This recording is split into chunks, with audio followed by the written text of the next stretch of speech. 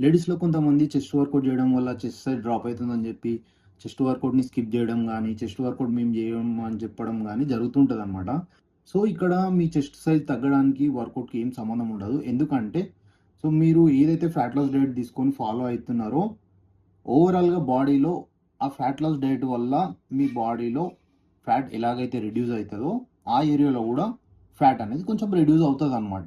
Once మీ బాడీలో breast tissue develop అయిన తర్వాత యాజ్ పర్ యువర్ జెనెటిక్స్ అది మాత్రం రెడ్యూస్ అవ్వదు. దాని మీద ఉన్న జస్ట్ ఫ్యాట్ లేయర్ మాత్రమే రెడ్యూస్ అవుతది.